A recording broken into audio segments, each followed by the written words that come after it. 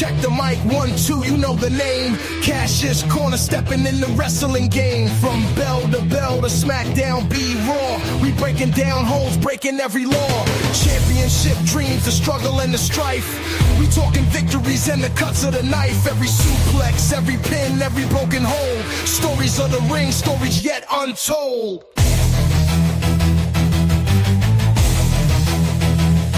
From Raw to SmackDown, we analyze the scene. Who's taking the title? Who's the wrestling king? Defeats and triumphs, we lay it on the line.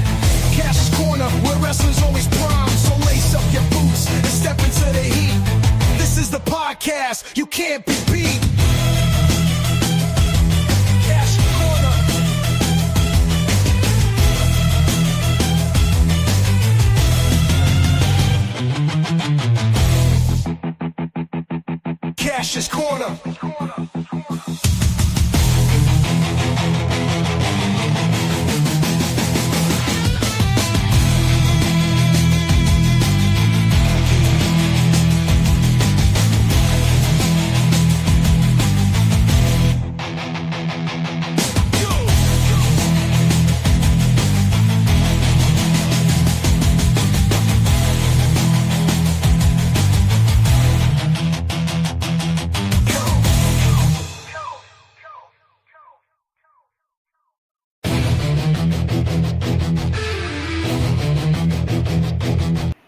You gotta turn the music off.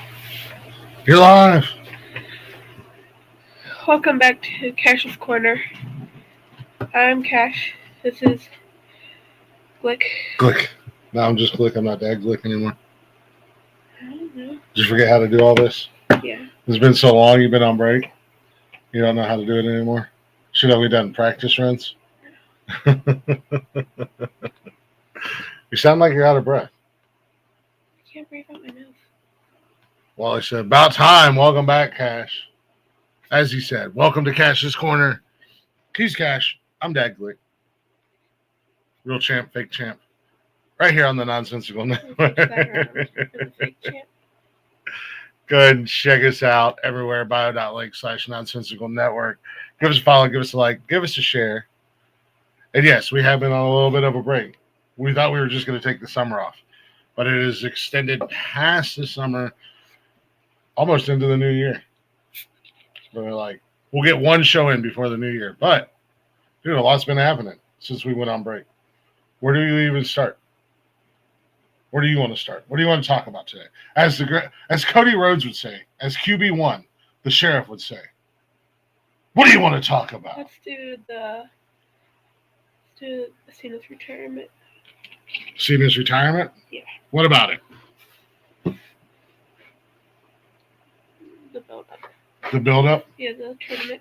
The tournament. Yeah, I don't know. What was your thoughts on the tournament? I think they could have replaced some superstars with others. They could have I wish they would have had more from his past. I understand like the concept behind it, and they were going to like give other superstars an opportunity because 20 some years ago John Cena was a nobody in red trunks and a bleach blonde flat top fade and came out and slapped the fucking taste out of Kurt Angle's mouth. And then they tried to bury Kurt Angle with this, or not Kurt Angle, John Cena with this rap gimmick. And John Cena became one of the biggest superstars. I mean, let's be honest, in the history of wrestling. He's bigger than Hogan. He's bigger than any wrestler you can think of. And he's the world record 17-time world champion and a Grand Slam champion. So during that build-up, the one title that eluded him his entire career was the Intercontinental title. And he finally got it. What's going on, Johnny Bonks?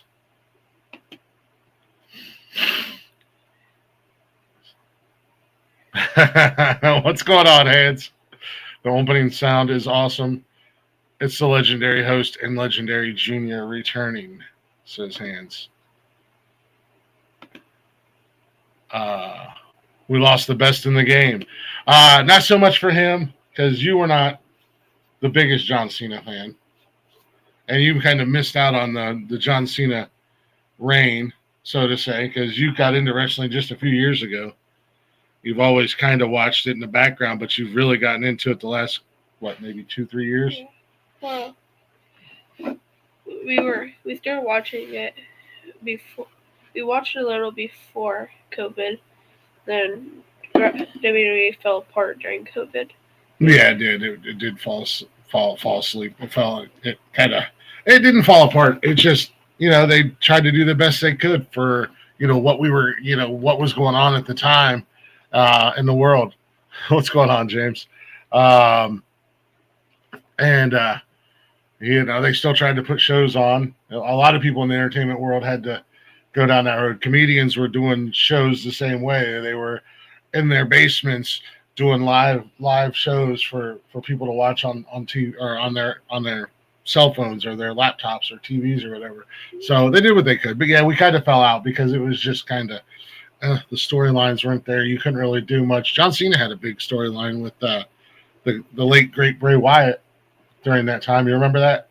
They did Bray Wyatt's Funhouse match, and it was like old school John Cena, and they were like traveling through time, and basically, Bray foretold the future when he showed the NWO John Cena, basically a John Cena heel turn.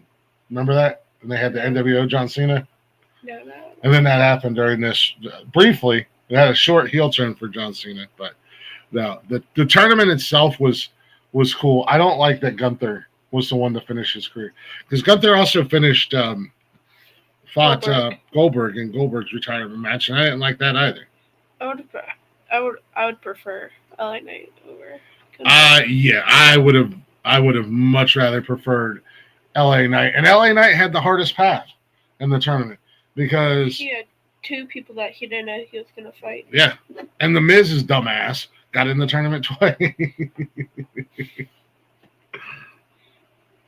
And Gunther pretty much has only 4 moves.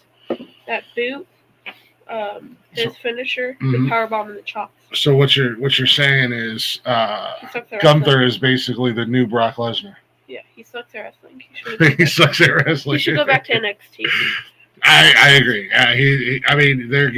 They're shoving him. They're giving him a big push like they did with Roman Reigns. They're forcing him down our throats, and he's not that good. I mean, the last couple of weeks he's come out on Raw since he's beat John, and he's an ass clown. And AJ, I think AJ's going to take his head off. Yeah. I thought Punk was going to do it last week because he was out there running his mouth, and CM Punk's music kicked on and completely interrupted him. And then Rey Mysterio came out. I was like, oh shit, they got him blocked in. And then they didn't do anything. And then AJ met him, was face to face with him in the backstage. And AJ and John had a pretty good rivalry and a history together. So AJ might be the one that takes Gunther's head off.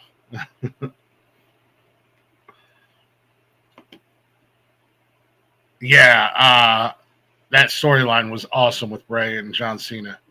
You'll have to look that up on YouTube if you don't remember it. It was a really good storyline and build up, and then they had their match, and it was a really cool match. For what they, in the middle of COVID, they had to try to do different things, and that was a really cool thing that they did. The really only thing I remember with Bray Wyatt was his feud with LA Knight in their match at the Royal Rumble. Oh, really?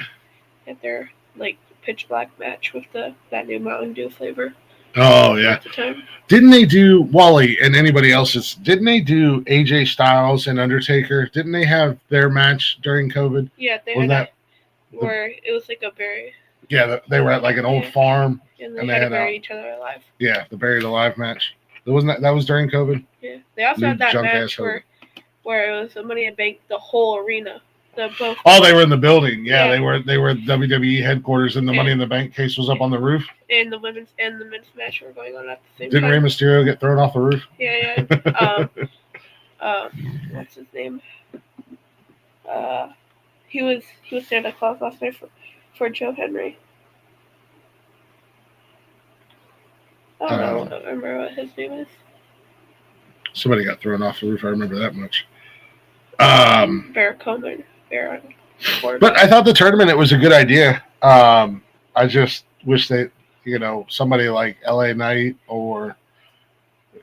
and I don't know. A lot of people may feel differently than I feel about LA Knight. I think LA Knight is the next big WWE star. He just needs that push. It would have been cool to see Jay and John at it again because they were the last two in the Royal Rumble this year. Yeah. That would have been cool to see them at it. Yeah, but Jay's gotten that push, and now that, thankfully, because I think his push kind of just fizzled out. Jay Uso's still hot, but they put the Usos back together. I want them to bring their old theme song back together. I don't know. Instead of just using Jay's. Yeah, Cena's last match should have been like Orton, AJ Styles. If they could have somehow brought Edge back, that would have been awesome. Which there was two returns. Dolph Ziggler and Zack Ryder. Yeah, Dolph Ziggler and Zack Ryder. They were in the tournament, right? Yeah. Yeah. Zack Ryder won against LA Knight, and Dolph Ziggler won against Sosakula. Yeah. But that would have been cool if they could have somehow brought Ed, even if it was one match, no build up, no nothing, just like fucking Cena out there doing Cena's thing, and then you hear Edge's old school rated R superstar music kick up, and the fucking pyro and the smoke, and they run out and they have words, and then the next Monday night you get one more Edge and Cena match, because that was a legendary rivalry with John Cena. I mean, him and Edge, and the Miz was right up there too. I mean, two in my opinion, two of Cena's biggest rivalries, probably Edge and the Miz. I mean, they propelled Miz to superstardom because of John Cena. Now you're just getting it down. What's going on, Mandy? Mandy says hi. LA Knight pissed someone off in the backstage. He might have. He very well could have. But anyways, you weren't so much emotional in John Cena's retirement match. You just kind of watched it and took it for what it was, were you? You weren't too emotional, were you? No. My oldest one, she has not watched it yet, but we talked about it. And as you guys know, my oldest daughter, Austin, she grew up watching John Cena her whole life. John Cena was her, like for me, like Macho Man or Sting or Ultimate Warrior, like those were my heroes growing up. That was hers, John Cena. So she hasn't watched it. And she's still super emotional about it. We were doing a Saturday night show, and Kayla, she lost her mind. She was bawling out. I had to turn my camera and stuff off because I got way more emotional than I thought I was going to get during the John Cena retirement. But he's a one-of-a-kind, man. I don't know that you'll ever be able to replace him. I don't know if another superstar has everything that he had. I mean, he was a complete and total package. He was everything that Vince looked for in a wrestler. He was big. He was jacked up. He was great on the mic. He was great in the ring. He elevated anybody you put in the ring with him. And this is the one thing that made him better than Hogan will ever be, was John Cena would push other superstars. He wouldn't bury people. I mean, there's a list. I said The Miz earlier. Had it not been for John Cena, The Miz would not be a Grand Slam champion, a multi-time world champion, and would not be the superstar that he is. It was really cool what they did for him at the end of that match, with everybody coming down. Oh yeah, where everybody came down and kind of. And then Cody and CM Punk gave him their titles. Yeah, I like that. That was really cool. That was. I think that's where I had to turn my camera and mic off, was when CM Punk come down, because again, another great rivalry John Cena had was the best in the world, straight edge superstar CM Punk. Yeah, no, I don't care. So he should have done what he said he would do with the Undisputed. He should have just went out the ring and ran out with the titles. Retire with the titles is what he should have done. You say he should have just taken the titles and left WWE? He said that he would do it.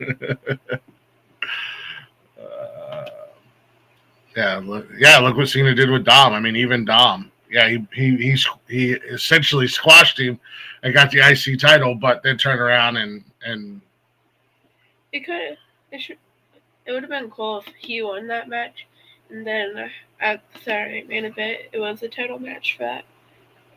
And then, if it was a different superstar, but he doesn't need that title again. But we might not see Cena in the ring again. But we'll see him backstage. But he'll be backstage. He did sign a 5-year for right now, a 5-year deal with WWE. He's an ambassador, which is great for WWE. Who better to have? He might do like what Big E does, like during pay-per-views, like the pre-show, where he just goes and like does the pre-show with them. Whoa. That'd be cool. I wouldn't be mad at that. What the hell is that? What are you doing? Trying to change the lighting? Yeah.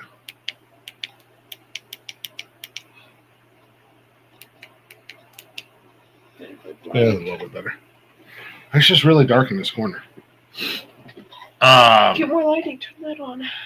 That don't really help. We tried, but yeah, man. So, I mean, I think it's safe to say that the word gets thrown around a lot. You hear it a lot. But John Cena, as far as wrestling goes, and this goes wrestling across the board, it doesn't matter what organization it is, what company it is, what brand it is. John Cena is the GOAT. Is the GOAT. And there ain't no ifs, ands, or buts. That's like Rey Mysterio is the GOAT mask, greatest mask of all time. But yeah, I mean, yeah, he like I said, total package. I mean, the guy did everything. And, not a bad actor either.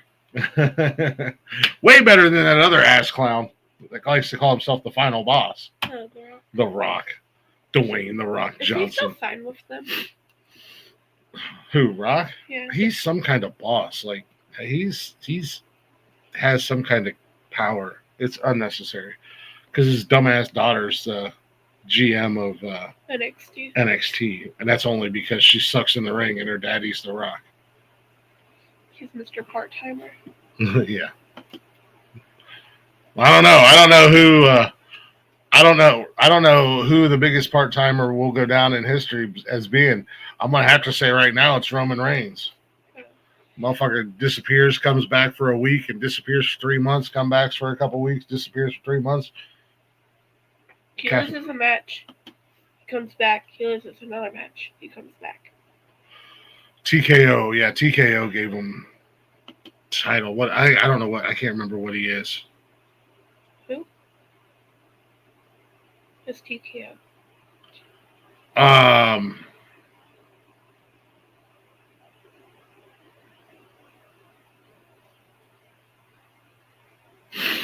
It's what is TKO, Wally? It's a fight promotions.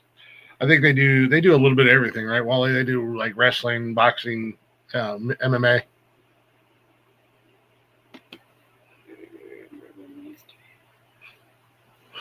Yeah, and now he's the king of part-timers at the end of the day. It's ridiculous, man. What else? You got anything else you want to talk about, John Cena? I could talk about John Cena for days. I know you don't remember much. You weren't around for a lot of his career, but I could do an entire. I'm sure I could pull Wally and a couple other people up here. We could do an entire John Cena show, and you would just sit there and look at us like we're crazy. No, I don't got anything else. Yeah, they own TKO. They own UFC and WWE. Oh.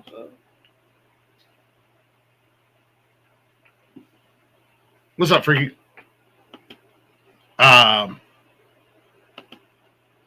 Let's see, Wally did. Yeah, we sure could. What else? What else we got going on? We've been gone for months and months and months. There's been a lot more other than John Cena. The return of Austin Theory in the Vision. That just happened. Yeah, Austin Theory kind of disappeared. Then we had a mass man attack on CM Punk at War Games. Then we had another attack. And then another attack. And then he unmasked himself. And it was Austin Theory. Buzzcut. What's that? Yeah, Buzzcut. Buzzcut Austin Theory. I don't know how this is going to work out with Austin Theory in the Vision. I mean, I think as far as the Vision goes, him and Braun are probably two of the best in the Vision. I think Bronson Reed is seriously fucking overrated. And well, Logan Paul is Logan Paul, and we all know Logan Paul got a little too lippy with somebody in a boxing ring, which might have sealed his fate. Logan Paul might not be around much longer because I think Anthony Joshua told that man, "I will unalive you right now if you don't shut your mouth."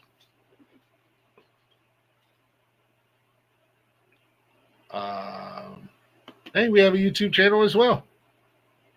You can watch us on any of them.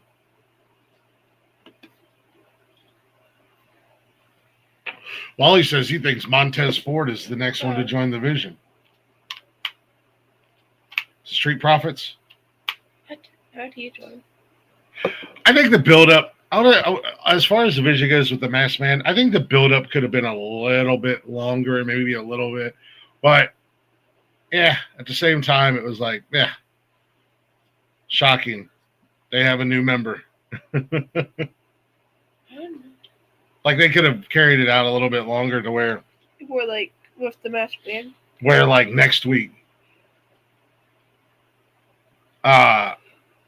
Because CM Punk is fighting Braun Breaker.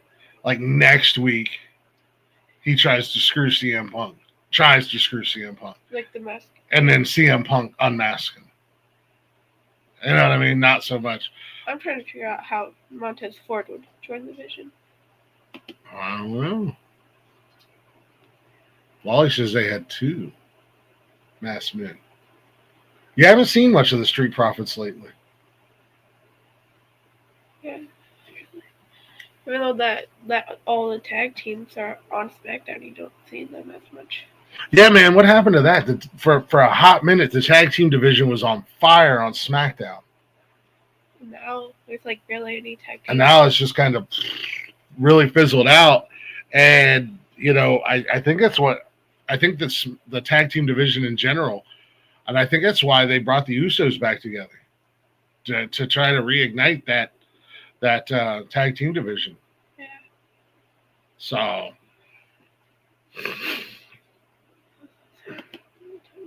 No, I wouldn't say wrestling's dead, Cam. Cam said, with Cena gone, wrestling's dead. No.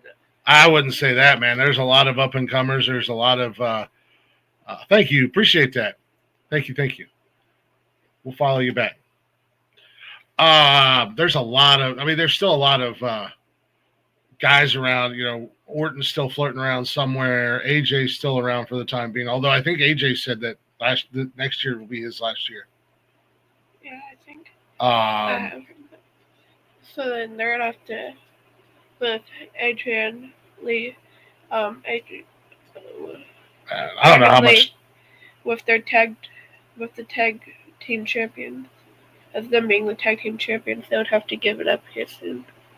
Yeah, I think. Well, I like that tag team, AJ and Dragon Lee. Yeah. I like it. The Phenomenal Dragons. That's the name I'm going with. That's what I'm gonna call them, the Phenomenal Dragons. They have. Thank you. They have been very creative with their matches. Like, did you see that one that like slingshot off the top rope into AJ and AJ hit him with his finisher? No. Yeah, like. I wasn't paying attention right there. Yeah, like Dragon Lee jumped off the rope, hit a guy. He was like dangling over the top rope, like a leg drop or something, and he bounced off the rope in the air, and AJ caught him into the Styles Clash. It was really cool.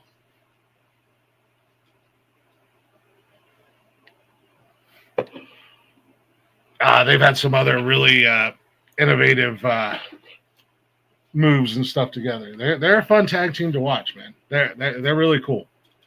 Yeah, I wouldn't say wrestling's dead. There's too many. Which they might lose it January 5th because they're having a tag team match with the Usos. Yeah, they might. What else? We got the Vision doing what the Vision does. I'll tell you what, love him or hate him, Paul Heyman is a bad man. If you become a Paul Heyman guy, you're going to the top. I mean, look at his CM Punk, Paul Heyman guy. Brock Lesnar, Paul Heyman guy. Roman Reigns, Paul Heyman guys. ECW, all Paul Heyman's guys. And ECW at one point in time for as crazy as ECW, they were giving the WWE a run for their money.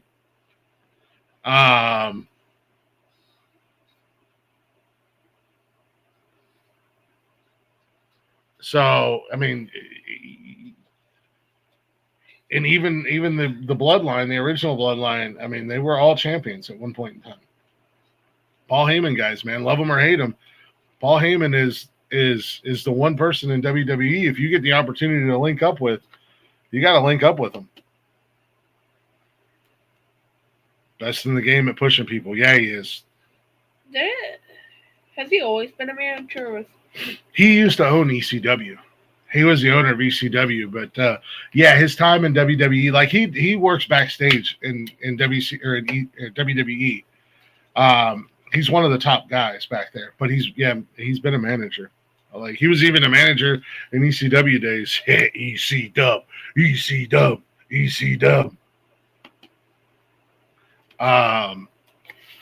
Yeah, Paul Heyman's great. I mean, he does great things for people's careers. I mean, the list of Heyman guys, even if it was brief, is insane. So, can we talk about finally the best in the world, my guy, CM Punk, finally winning the World Heavyweight Championship? 2 times, pretty much. 2 times now. Because stupid Seth freaking Rollins. Once for 5 minutes and the other. And now. Seth Rollins, punk ass. And his bitch ass wife. But we did get to see AJ Lee back. And that's awesome. That little psychopath. Yeah, man. I was so excited, man. When you know, a legitimate title run so far by CM Punk, and I hope that it doesn't end next week. I really hope that you know he gets to keep the title a little bit longer. I know eventually they're going to give it to Braun Breaker. They're going to. I like Braun Breaker, no, but in my opinion, he doesn't really deserve it right now. No, I don't think so either. Let CM Punk have his run. Oh, CM Punk is yeah. Yeah, he's with Paul Heyman, but he needs to get bigger in the. Right now in the what's the word?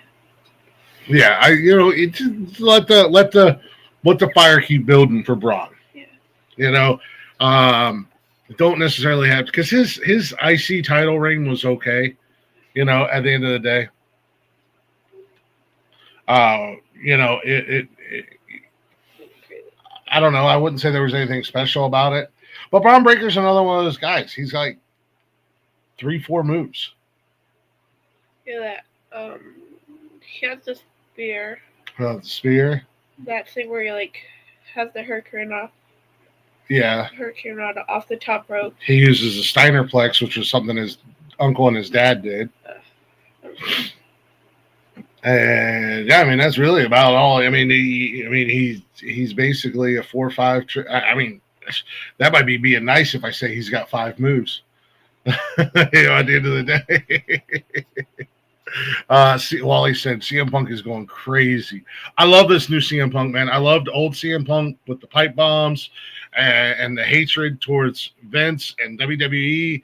But since he's come back, man, he's a mentor. People love him in the backstage. He's having a good time. You know, he's enjoying this second run in WWE, and he's proving that he is still at the top of his game all these years later, even with his age, and he is still the best in the world. And he can still drop a pipe bomb if he needs to. Ask Braun, because he went off on the Steiners just a couple weeks ago. Because yeah, Braun is writing the family name right now, man. He really is, and he wasn't at first. You know, but I think that's a Heyman thing. Look, man, Cody was going to have to. We're not going to speak ill of Cody Rhodes, all right? That's QB1. That's the sheriff. But Cody Rhodes had no choice in the matter. He that family name was going to follow him regardless. Yeah, you see, you know who his daddy is. You know Dusty. You know, his brother Dustin's been in the business for a million years, still in the business, still killing it at 60 some years old. So yeah, I wouldn't say Cody's riding the family name as much as I mean, it's just like any one of the damn Samoans in wrestling right now. They're all riding the family name. Sometimes you can't help it. Sometimes it's out of your control. But I think Braun Breaker is using his family's name to get more of a push. Yeah, he doesn't deserve the title right now. Ah, gotcha. Yeah, no, Cody's another one who came back to WWE, and they really tried to bury him, you know, like they did with Goldust, his brother, and you know they tried to bury Cody, and Cody left and became a superstar without WWE. And now this second run, I'm glad that he's elevated to, as they call him, the sheriff or QB1, the man, you know, the face of the company. He deserves it. The family deserves it because Vince fucked that family over so bad for so long.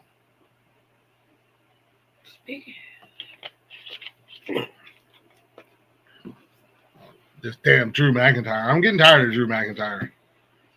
I'm over Drew. That match they're gonna have, that 3 stages of hell match. After what Drew said, he might not come out alive. So I could try to kill him. Do you think Patty beats? Are you talking about Patty the Batty? Wally's coming in. What up, Wall Cephas? What's going on? About time you come back, Cash. That's Sir Reginald Edgerton Wallace III. Up into the other two.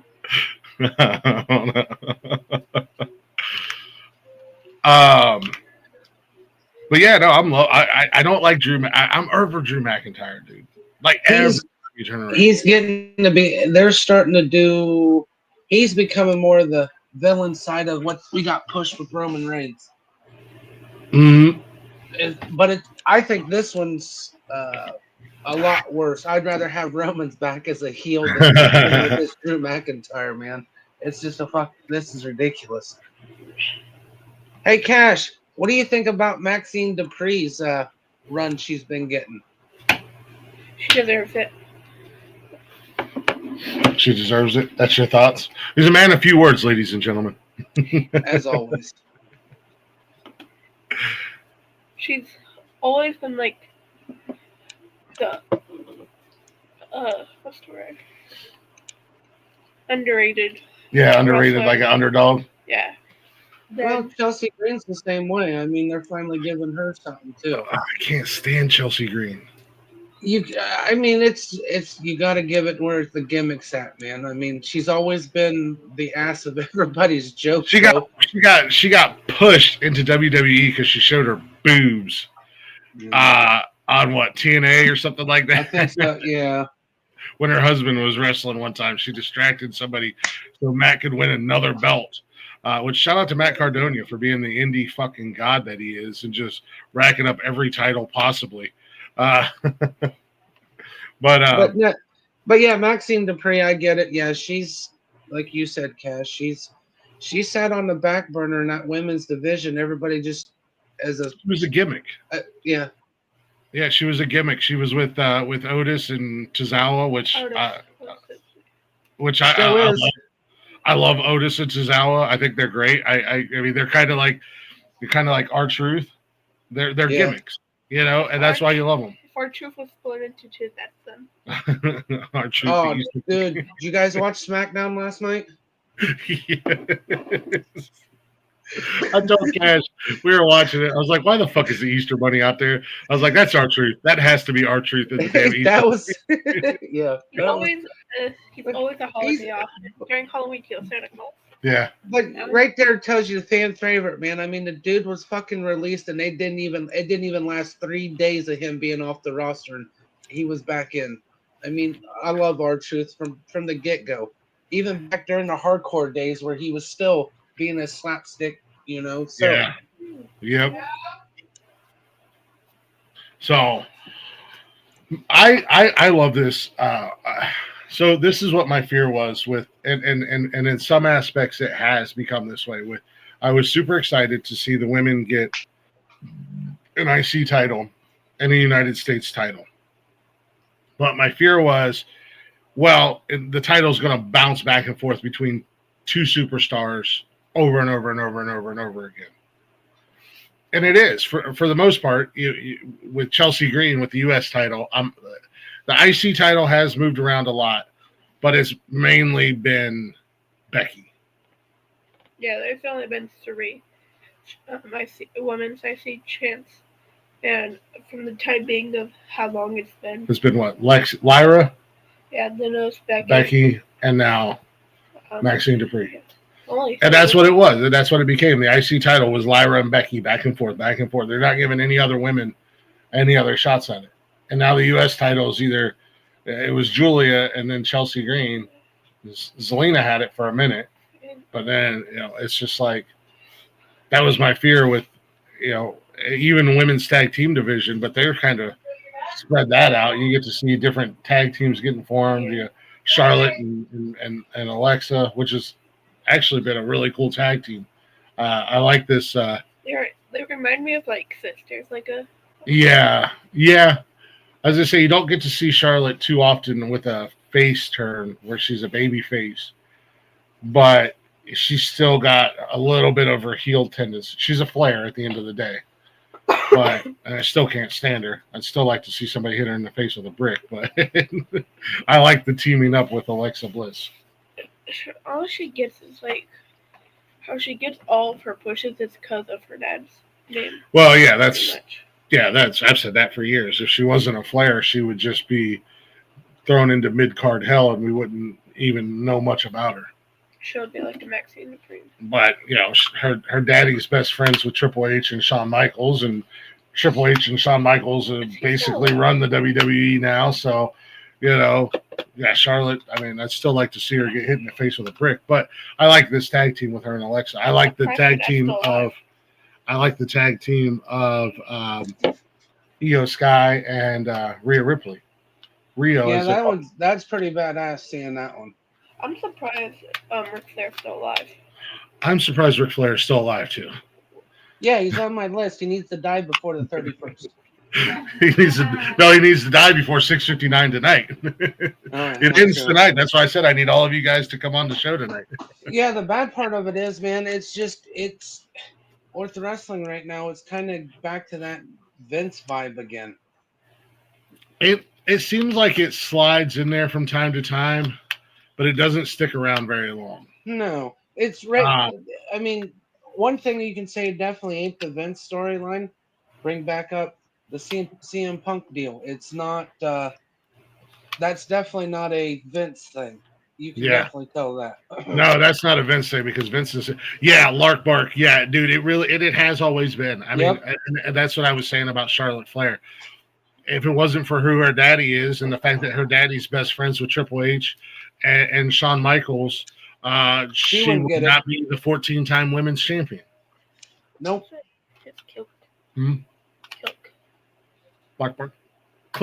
Click was Shawn Michaels, Triple H, Diesel, Scott Hall, or Kevin Nash, Scott Hall. And I think X-Pac floated around with the Click. X-Pac was in that group before NWO and DX. It's basically and Evolution and shit like that. So basically, Kevin Nash and Scott Hall they left WWE, WWF back then, and they went to WCW, and they became the Outsiders, and they formed the NWO. And then Shawn Michaels and Triple H formed DX. So it was all in-house ordeal. Kevin Nash finally admitted that Flair's what convinced, because WCW was on its way out. They needed something new, and Flair's actually part of the reason they brought that over there. Yeah. And asshole Hogan. The my inner child and the lifelong wrestling fan that I am, I was out Christmas shopping and we were at Target.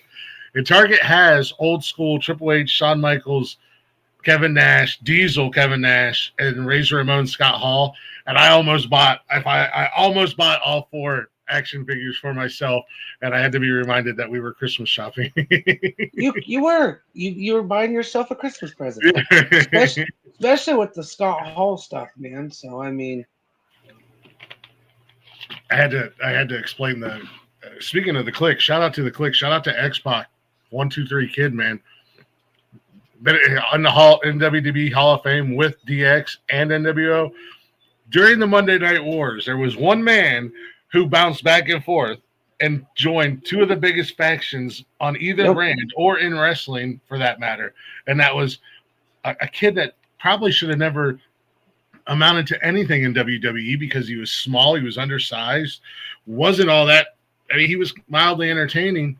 And when he first came in, the 123 Kid who got a freak victory over the bad guy Razor Ramon one night, and then became a superstar, and then the rest is history, man. He became X-Pac, and he was in DX, and he was in NWO, and yeah. Yep, he's one of the only few. And then another one to give a shout out to, the same Monday night, Rick Rude went from being Rick Rude on WWF, got released, and then was the very first one the night that Hogan was announced as the third member of the NWO. So he made history on the same fucking night within the same time frame. Right. Yeah, man, Lark Bark. It's cool to watch some of these real life, to hear about some of these feuds that people have in real life with one another. That would be a good one to watch. Oh yeah, I've seen that one. So. And hello and good morning and happy holidays.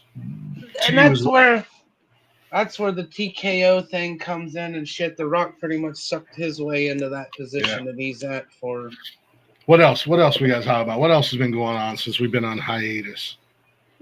Oh, and congratulations to RVD being the dad to twins at 60 years old. Nice.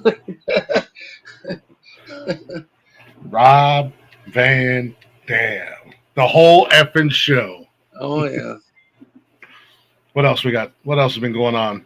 We've been gone for a while. Cody Rhodes is still a champ.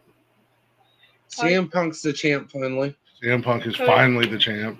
Cody's probably going to kill Drew McIntyre. Cody Rhodes is absolutely going to kill Drew McIntyre in 3 stages. Wally, 3 stages of hell. That's 3 different matches where you start with like a regular match and then and then it ends up ending in the Hell in a Cell. They have not done that for almost 12 years. Undertaker was the last one to do that. That's what I thought it was. So it's a normal match and then like a no DQ match, and then they end up in a Hell in a Cell. Yep. Basically, the second match is like a street fight. Anything goes, and then the final one goes to Hell in a Cell. I would like to see Cody Rhodes pull an Undertaker and toss Drew McIntyre clean off the cage.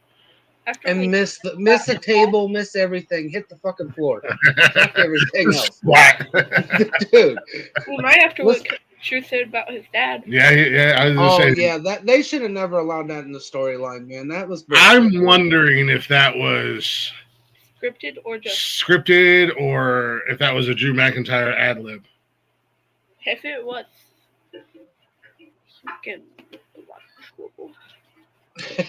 yeah. Right?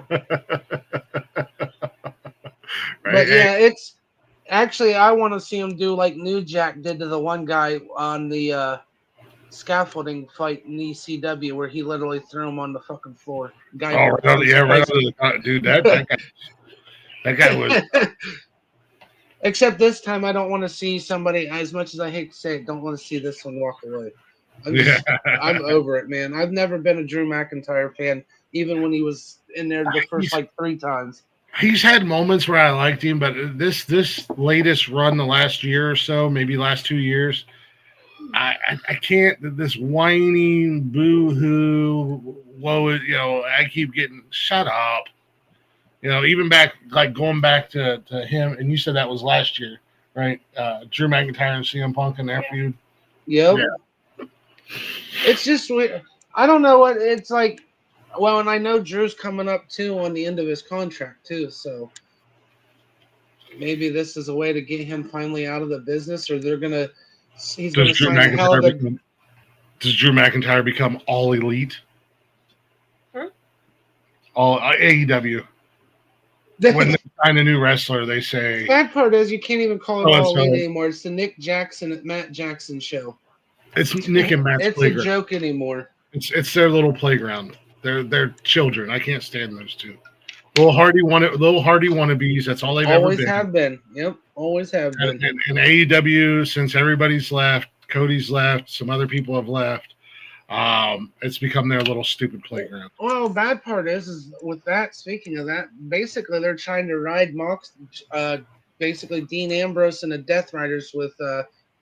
I still call him Cesaro, but they're pretty much carrying the ordeal. But I'll tell you what, watching AEW, Swerve Strickland has fucking come alive since he's joined AEW. Though I mean, we finally get to see what he couldn't do in WWE. They are giving him a chance to actually show his talent. Well, I don't watch. I watch here and there. It seems like Swerve, Hangman Page, and I like Adam Page. I would love to see. Dude, he's awesome. I would love to see both of them and this third guy, Darby Allin, in WWE. But it seems like Darby. They'll get buried. Yeah, they'll be one of those ones they'll bury them. Probably, but it seems like Darby, Swerve, and Hangman have taken the AEW banner and are trying to run with it and trying to elevate it. They're trying to keep doing what Cody envisioned when he did it with Omega and Hardy. They're especially Darby and Hangman, dude. Those two is like took AEW on their shoulders. What's that? I mean, I watch it still, just because of who's in it. I mean, but yeah, those two definitely have really stepped up, and they're trying to make AEW relevant since all this bullshit with Omega and all them, and Nick Jackson and Matt Jackson basically being, well, mostly Nick and Matt being bitches, and Tony letting them do it. That's the problem. What were you gonna say? I'm surprised Darby Allin is still alive. I'm surprised Darby Allin's still alive too. A lot of people are still surprised that motherfucker's still alive. He takes the most bumps out of anybody in the whole business. When AEW comes to like no DQ matches, they go insane. Yeah, they do go. They go a little insane, a little extreme, and Darby's usually the one leading the charge. Yeah, unfortunately, he is. Him and Moxley. It has to be fake if he's still alive. Yeah. I mean, I don't know. I'd like to see Darby's medical records after a show. Yeah,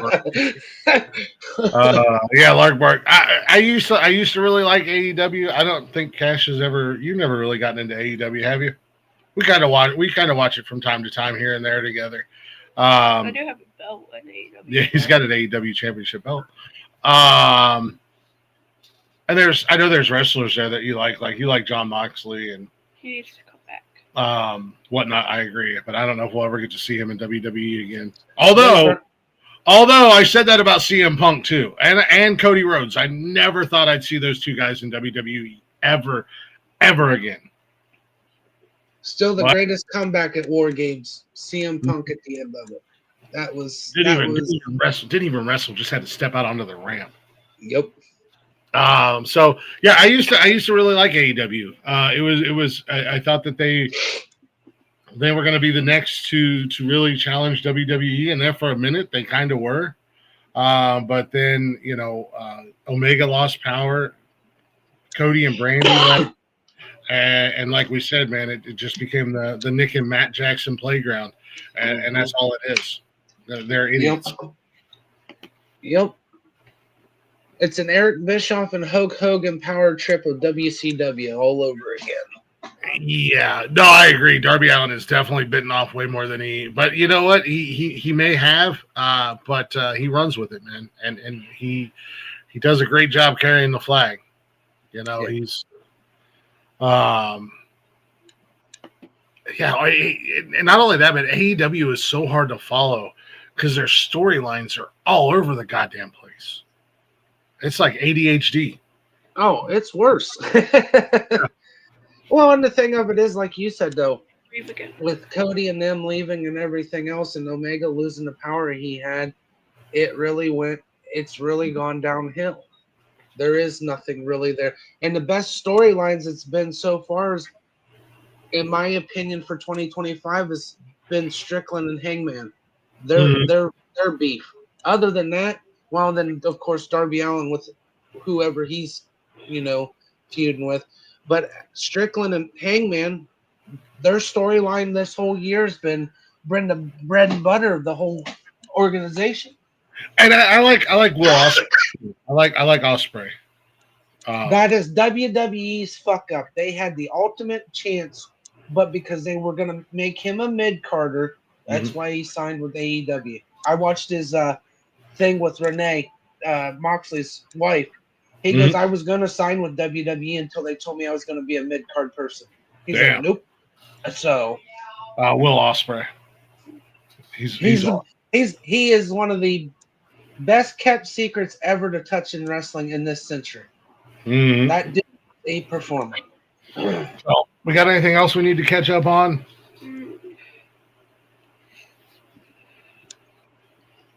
Oh, Cash, your opinion when you're done.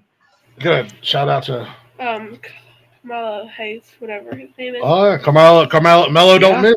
Yeah, winning the United States Championship. Yeah, there we go. Speaking of, go back to what we were talking about with John Cena. John Cena brought back the United States Open Door Challenge. And then Sami Zayn won. And in honor of John Cena, Sami Zayn kept it going. Shout out to Sami Zayn. Fucking workhorse of WWE, that man. Yeah. And then Dragunov made his return, which was awesome. I like Dragunov, man. I like him. He'll be one that they'll fuck over and never give him an actual title shot. He won't be he'll be right where he's at. That's the shitty part. I think he could carry a world championship someday, but they won't do it.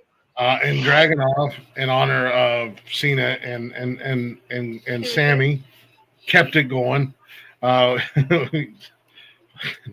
DIY or DIY, them idiots. Anyways, and then last night, Mello don't miss, man. Mello's the new United States champion, and shout out to Dragunov for being a showing good sportsmanship, being an honorable champ, and being proud of the kid. So yeah, shout out to Carmelo Hayes. However, and I'll ask you again. I said it last night, but I don't know if you were listening. Carmelo Hayes. Does Carmelo Hayes continue the Open Door Challenge, or does Carmelo Hayes go Carmelo Hayes and become a complete dickbag and never defend the title? What do you think? He probably will continue it.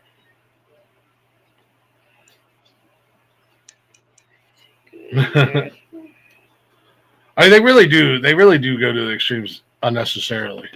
Bart, you think he'll stop it and just become like Chelsea Green and never defend the title and just walk around? We'll get the old NXT Carmelo Hayes where he was a belt hog. Yeah. Right.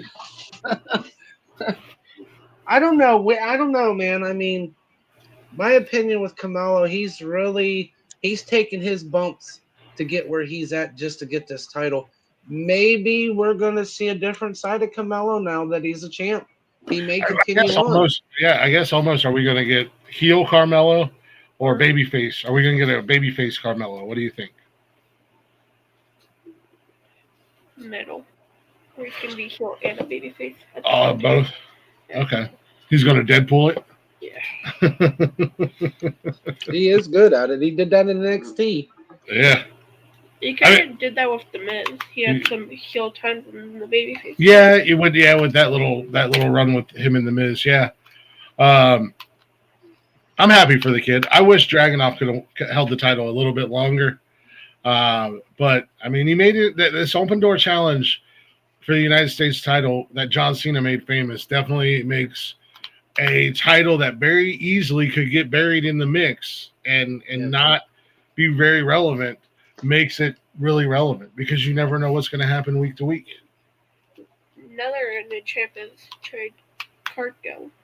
Yeah. Oh yeah, Jade became the women's champion since we've been off. Yeah. Yeah. Not a fan of her new gimmick. Not a fan at all. With her, like, she's like the best women's superstar. She's got a big mouth for not defending that title. I was just gonna say, how many times has she defended that title since she won it? 0. But Tiffy she took defended a that lot. title more than anything when she had it. I mean, shit. Yeah. Sad part is I'll give credit where due is, at least as much as we all hate Charlotte, at least she defended the fucking title instead of not defending Charlotte defended it. I thought Tiffy She was did good. a great. I thought she was a really good women's champ. She defended that title all the time. She was in match. How many matches has Jade Cargill actually had since she won? One. She's only had one match since she's won, and then Yep. she has one next Friday. So since she's won the title, she's had one match, and she hasn't even defended it yet. Tiffany was out there every week. Even when I she- think this is leading up to at the Rumble. I got a feeling it's going to be her and Bianca Belair, and Belair's going to take it back. I think they're leading to it, but since Bianca's out right Yeah. So yeah, Jade won the speaking of belts being buried, who's the current IC? Oh, Dom. now. Yeah. Fucking- So that's yeah, it's buried with that one. With He just with he Dom. just holds it. I mean, he has defended it quite a bit. Yeah, but not as much as it should have been like it used to be, man. That used to be, besides being a world heavyweight champ, that IC title was like the next best thing to win. And now it's kind of irrelevant now. Yeah. What were you gonna say, bud? Who's the women's world heavyweight champion? Who's the what? Women's world heavyweight. Stephanie back here. Oh yeah, Stephanie back here. Oh yeah, she don't defend, but she's always in matches. She's defending it January 5th. Yeah, It's on Raw. her, Nikki Bella, and Rodriguez. Yep. They got That's another one. They got like 3 title matches on January 5th. On a Monday Night Raw. You got the World Heavyweight Championship For the men's, the Mhm. women's, and the tag team. and the women's tag team. Yep. So far, are the men's tag team? Are they? It's the men's. The women's tag team is on SmackDown. No, that's on. So they got 4. So they're both tag Yeah. titles. No, it's on SmackDown. No, next week on SmackDown is an 8-woman tag. It's Yeah. Yeah. I was thinking of that. I forgot about that. yeah. The Kabuki Warriors and Io and Rhea. Yeah. Forgot about that. Yeah, so it's a hell of a Monday Night Raw to kick the year off. Especially on Netflix. It's Mhm. gonna be interesting. So, speaking of, we got anything else we need to catch up on? Anything major? It's just been wrestling, just kind of storyline, build ups. The only other kind of big thing was the betrayal of Braun Breaker to CM. Oh, Seth yeah. Rollins. Yeah, but I think we all kind of seen that coming. Yeah, after what he said, like how he didn't need nobody. Yeah, I think we all seen that. That wasn't that, and I think Seth Rollins is actually injured in real life, so they needed a way to get him off. He didn't look very injured Christmas Day doing the Vikings game. I think honestly with this storyline, Theory's a mole for Rollins. Yeah, he got injured during Crown Jewel. He went off the top rope to the other. He went off one corner to the other corner against to Cody and injured his shoulder. Yeah. So, This is why I say there's You think Wally? What'd you say, Wally? You think Theory's what? Theory is Seth Rollins' mole. Oh yeah. I think when Rollins comes back, it's going to be Montez Ford, Austin Theory taking on Breaker, Paul, and Reed. Huh. Because there's been hints, the visionary, and Seth Rollins claims he's the visionary, and Theory, when Paul Heyman was talking to him, brought it up. You pay close attention. So there's hints of Rollins. He's affiliated with Rollins somewhere. If you caught on to it. Nice. Wally, where do you get Cash. where do you get the Montez Ford thing? Where I get that at, it's actually been on his Instagram and everything else that there's talks of him doing a solo run. I'm surprised that they haven't split those two up yet, at least for a little bit.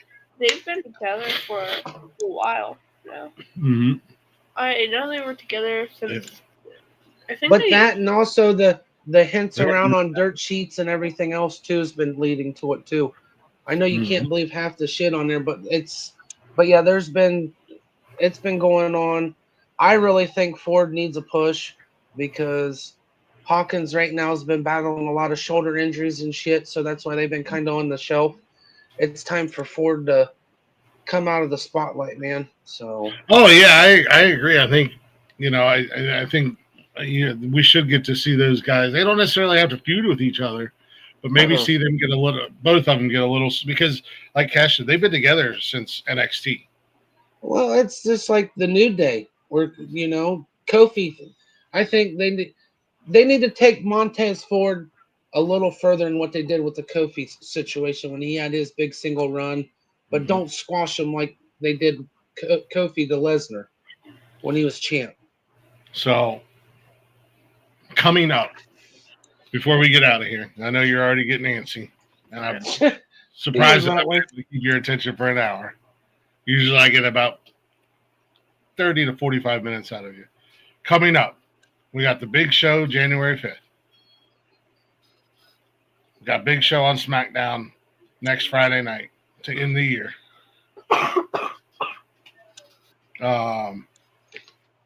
Right? No, the first SmackDown of the year. Yep, first SmackDown. What's your thoughts on matches coming up? Championship matches coming up. You got Braun Breaker versus CM Punk. I feel like they need more story than them. One of them coming out doing a promo and that's it. Like they need to do a promo together, than just one talking about the other and not them going face to face on a promo. So you want to see more of a build up, Yeah. or maybe a Braun Breaker lose and then they continue it. I think there should be more build up to this. Yeah, I agree with that. Who do you think's gonna win?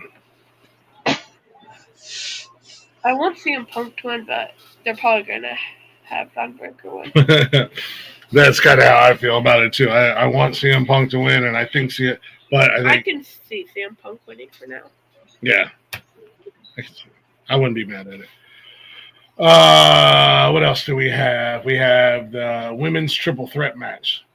Does Stephanie Vakir come out on top, or do we get Rodriguez with the women's title as the Judgment Day continues to fall apart?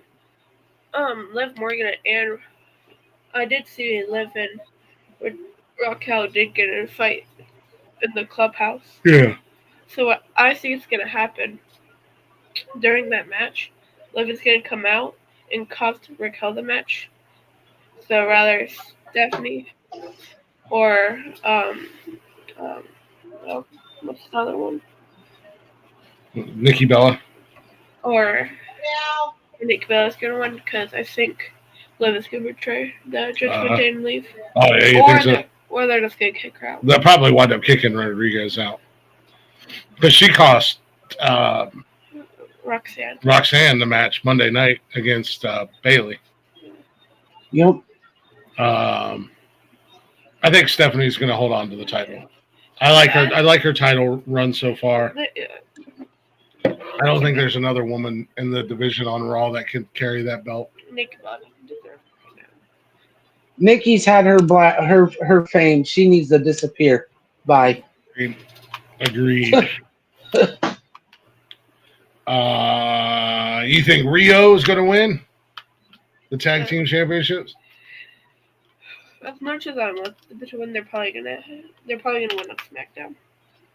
Well, that's just an 8-woman tag. Oh, it's not enough of it. It's not a tag team championship.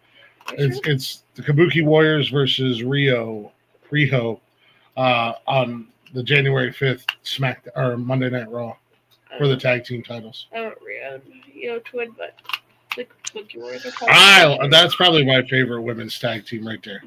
Io Sky and Rhea Ripley. There's a high chance of them winning, but I feel like they're in good the Cookie Warriors to retain. No, I don't like Asuka. I don't like this Asuka. I used to like Asuka. I don't like. What's her name? Huh? What's Asuka's tag team partner?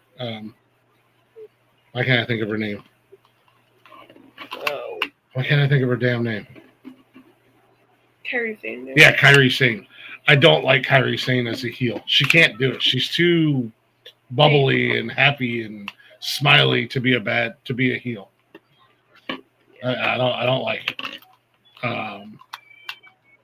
What else we got coming up in the future? The men's tag team match, world tag team. Is that a world tag team match? Yes, for the championship. Let's double check before we speak out of turn.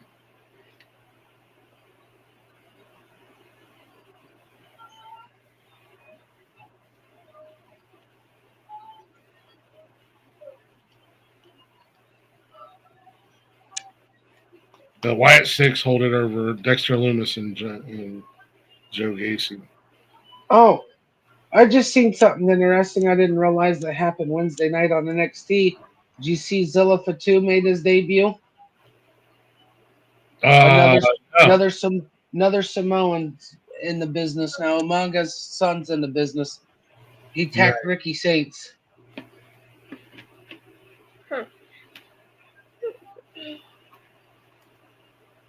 I don't know if there's a match or not. What between for the men's tag team? Yeah, on Raw. No, there's not one yet. They haven't declared tag number one contenders yet.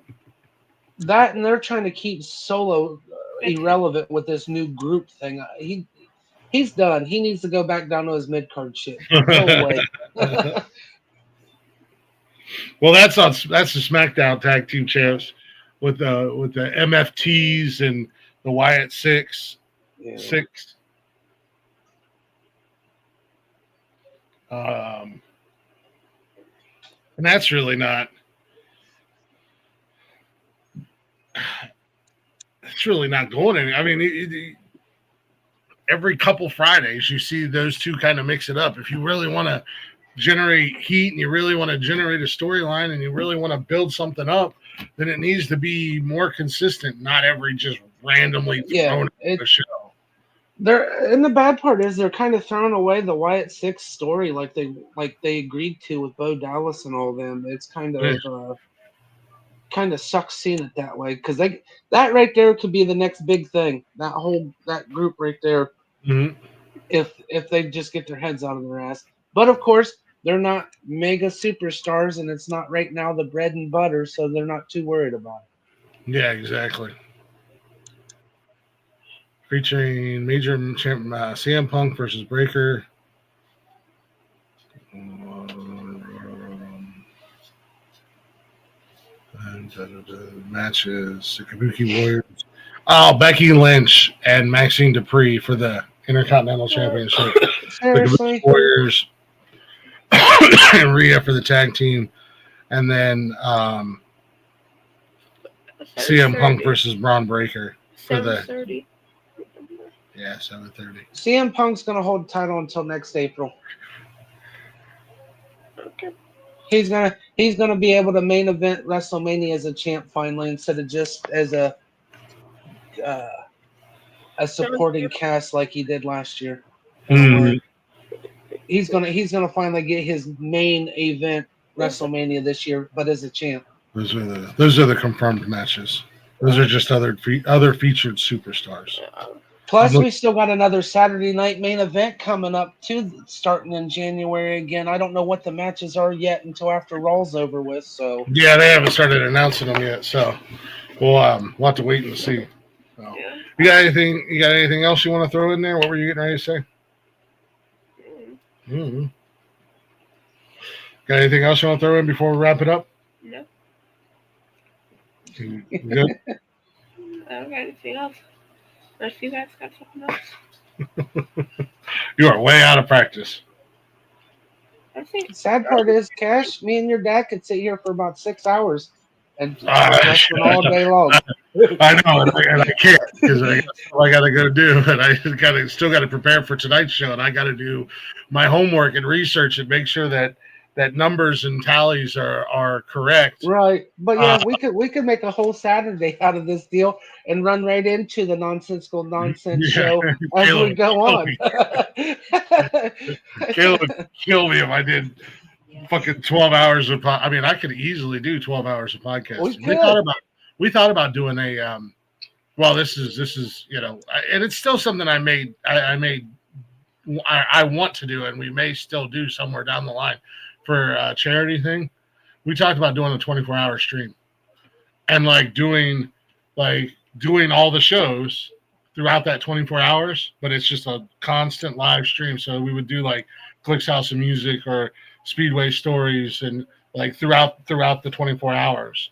So you're not just sitting here doing a Saturday night bullshit, but it would literally be one day, 24 hours, and we would try to raise money for whatever charity, whether it be for kids. Yeah, I remember you were talking about that shit. Yeah, we were talking about doing that. I remember that. And everybody's like, it can't be done. I said, I was once live for 36 hours. I promise you, it can be done. I'm game. You just let me know.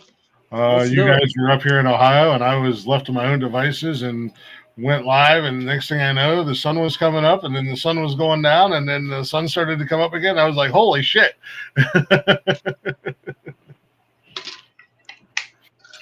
I've done a couple of 24-hour streams. That's easy, especially if you get to chat going and whatnot. It's an easy thing to do. And that's very good delusional. Yeah, but yeah, to do that and just combine all the shows and no stopping, just do a show for a couple hours, however long, and then take a break and come back and go into another show. Yeah. But we've talked about doing that for charity. It'd be good.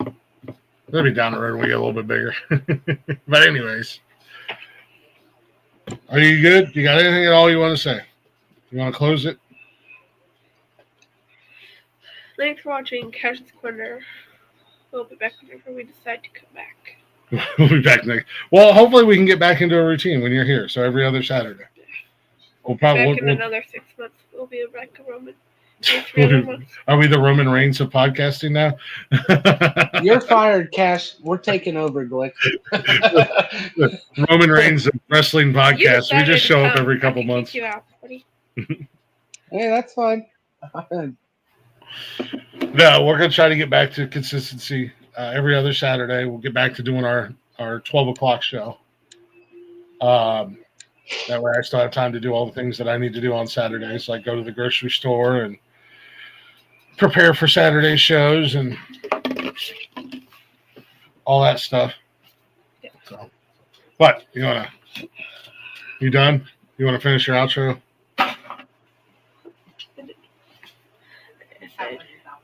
That's your outro. Thanks for watching Cash's Corner, guys. Cash out. Yeah, do you do something? Yeah, okay. I'll do the hard work. You do something too. Guys, thanks for listening. Thanks for hanging out.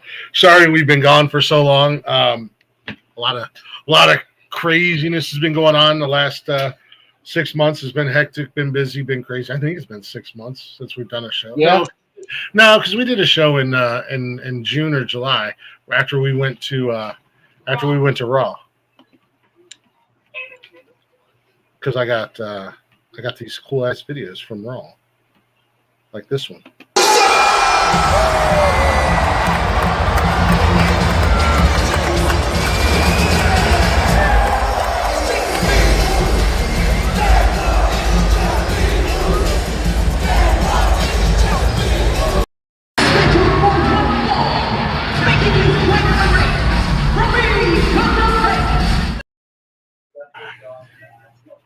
That's my guy, man. Yeah, so we've done that.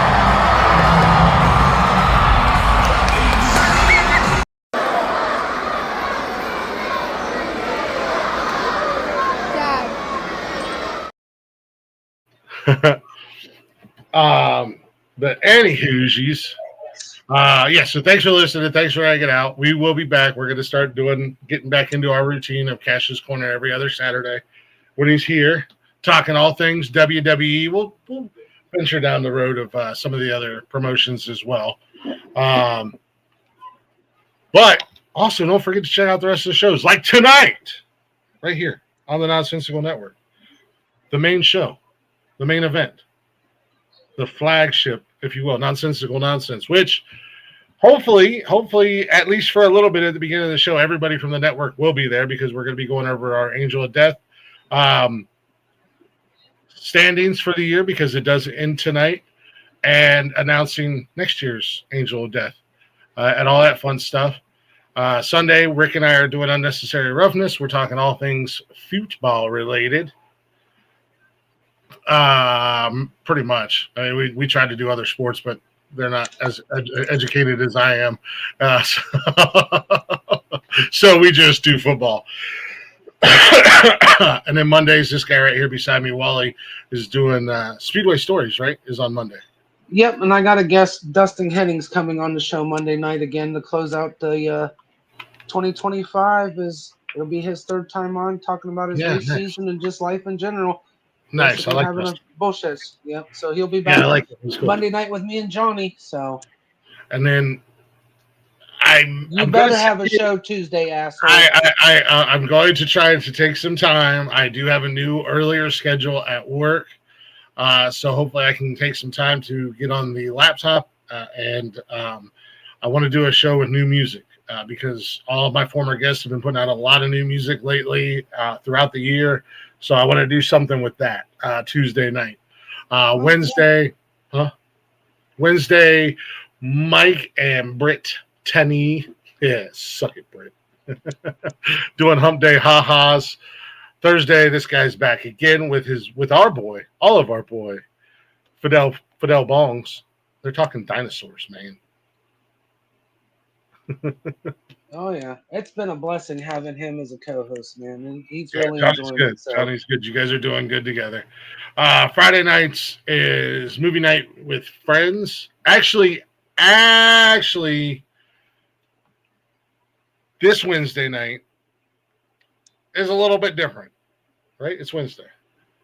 Nonsensical Nonsense will be on this Wednesday night later because, as far as I know of, I think there's a roast of Glick happening at the New Year's Eve party in Warren, Ohio. Get your guy. I think tickets are still available, guys. I don't have the information on here, but we'll promote it tonight. Underground Lounge, Warren, Ohio. New Year's Eve. It is hosted by Michael Copenhaver, who you guys know from the network. Britt will be doing stand-up, who you guys know from the network. Tyler Snodgrass, Snotty, will be up there doing comedy. You've seen Tyler on Wednesday nights here on the network. And then Robert Coleman, I think I got his name right, the 2025 Comedy World Series champion. They'll all four be doing comedy New Year's Eve leading up to the Roast of Me, which will be live here on the network. And then we'll be getting into our New Year's shenanigans. So they're probably, Wally might be doing a show Thursday, but I don't know if there'll be a show Friday. Actually, Thursday night, if things pans out and falls, I'll have Steve Nelson to start the new year out on Cold Blooded Conversation. So he'll be back on again. So. Nice. Yeah. So, we'll kind of go over that throughout the week. Like I said, this next week coming up is going to be crazy. There won't be a show Saturday night next week. But anyways, we'll go over all that. But just check out the shows. The typical schedule. Yep. Friday is movie nights or movies with Michael and friends. Saturdays, every other Saturday is going to be Cash's Corner back. And then, of course, Nonsensical Nonsense. So give us a follow, give us a like, give us a share. We're everywhere. We're on all the social medias. bio.link/nonsensical network. And with that being said, thanks for watching, man. If you're a wrestling fan, enjoy you some wrestling. Make sure you come back and join into the conversations. When we're here talking wrestling, we like to engage with you guys in the chatters box. We like to hear your opinions and all that fun jazz. And with that being said, I'll see you guys here in a few hours. I got to go get shit done. See ya. Hey, Cash, check out your intro or your outro song. Say his name and he appears.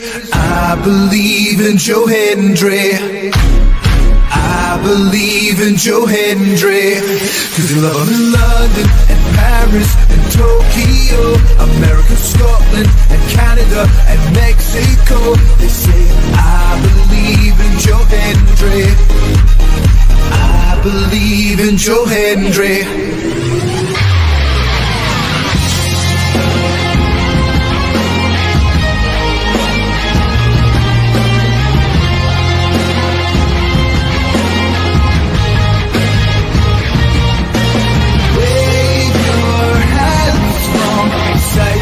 And say,